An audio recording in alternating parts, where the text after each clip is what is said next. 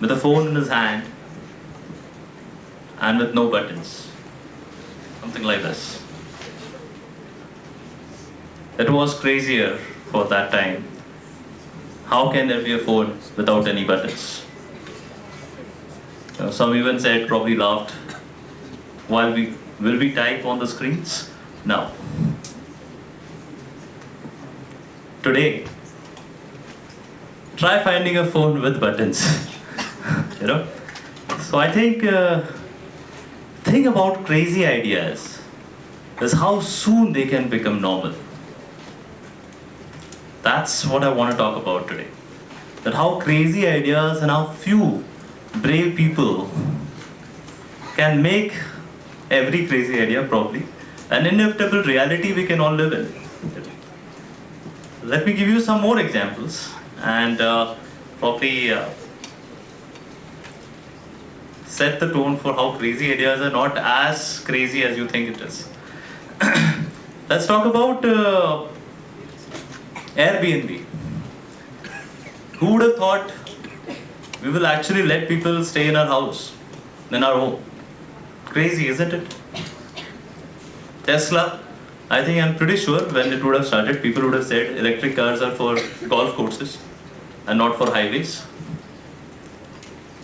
Even Netflix, I think I remember some of them saying that people will still continue going to the DVD rental shops and people will not stop going there. In fact, forget about the outer world. I mean, forget about outside India.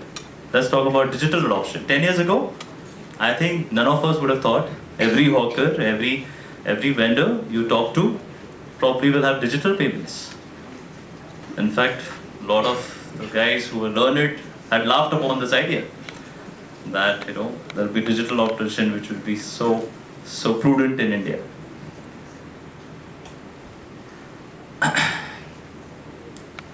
So every crazy idea, every breakthrough idea was once considered a very bad idea by the majority of people.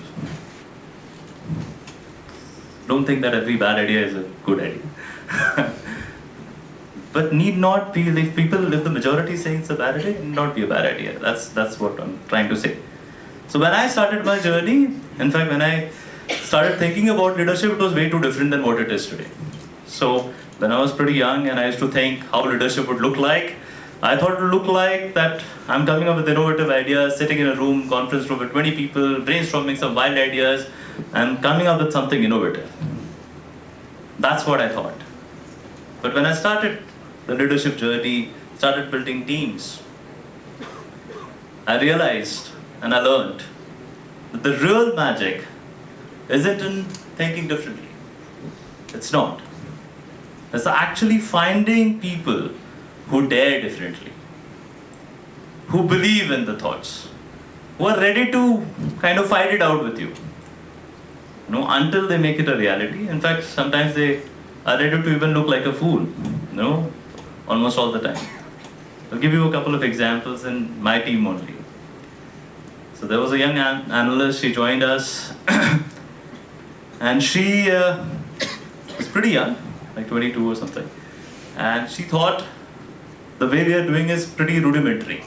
The financial planning bit of it, the retirement planning bit of it. So she started gamification as a concept. And let's do gamification for the young people that we engage with.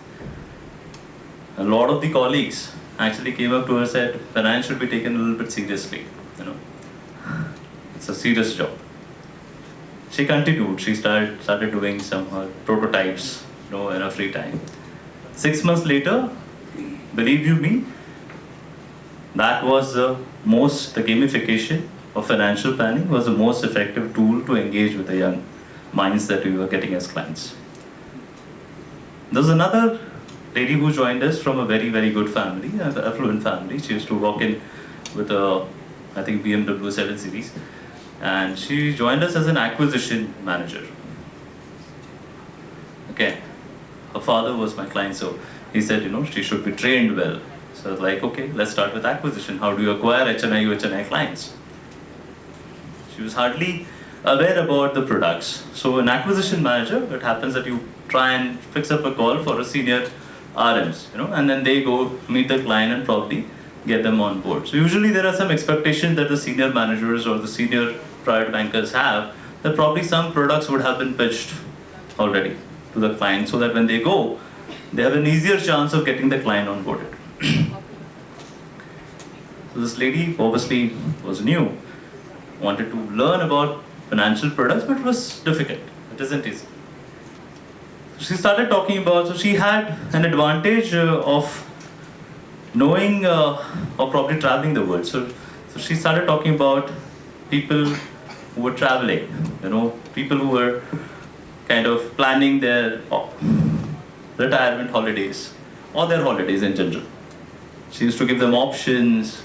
Again, the senior colleagues were like, "You're wasting my time," going to some clients where none of the products have been discussed. She was the only person in the entire activity, 6 months down the line, or maybe 5 months down the line, yeah. She covered her entire year's target of the number of meetings in 2 months. What we used to consider a good job done in 12 months was done in 2 months, because people used to relate with her.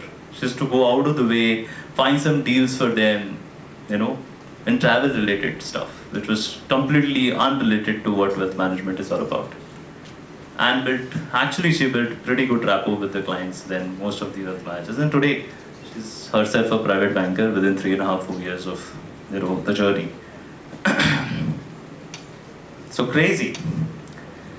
Until it isn't actually.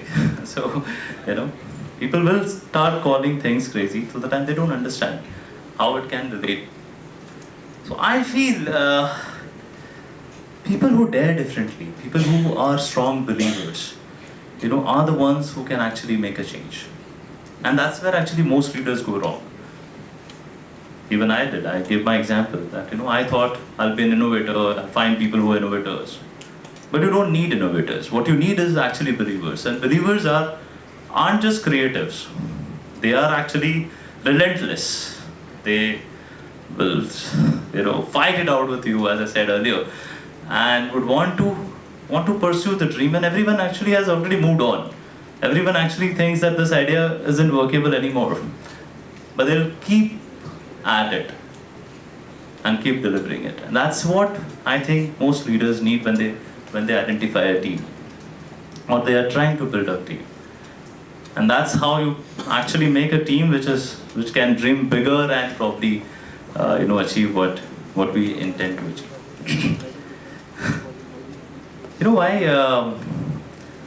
While we talk about today's generation, and this is the theme of today, that what we do today and tomorrow, how it impacts tomorrow. When we talk about future, we should look into the past. Every generation would have faced some challenges or opportunities which are very different than the next generation. So I feel this generation is facing a very, very different time. Very different challenges, very different opportunities. We would have never thought about climate change 20, 25 years ago, probably. Today it is a relevant topic. Automation, AIs, these are opportunities. Probably 30 years ago, wouldn't impact as much. In fact, I still remember when internet started, everybody said probably this is going to change the world. Maybe the first 5, 6 companies which were into internet, they didn't make money also for the shareholders. But it was here to stay. Today, maybe digital currency is one such thing. Maybe digital option is another thing. So history doesn't remember the reasonable ideas. It has a tendency of forgetting reasonable ideas. It remembers ideas that are unreasonable, that makes people uncomfortable, clearly. So I would want each of you, this is what I would want you all to take away. I want each one of you to feel positive about the idea that you have. Start with that. And all of you, I think, have an idea. Maybe it could be a startup idea. It could be an idea how to run your college club better. It could be something that, if it is something that makes your friends roll up their eyes, oh, that's the idea that you should chase. But how do you chase it? find a team that is equally crazy or equally dare differently, they're different thinkers, and then build it, you know. And believe me, one fine day, some people will actually say that, probably we never thought this idea would work. And they'll be saying it while they're using that app or, whatever you thought of building up. So my limited submission is, the future doesn't belong to the people who think differently. It belongs to the people who dare differently and keep daring and believe in their dreams until the rest of us catch up to them. That's what I would want to say. Thank you.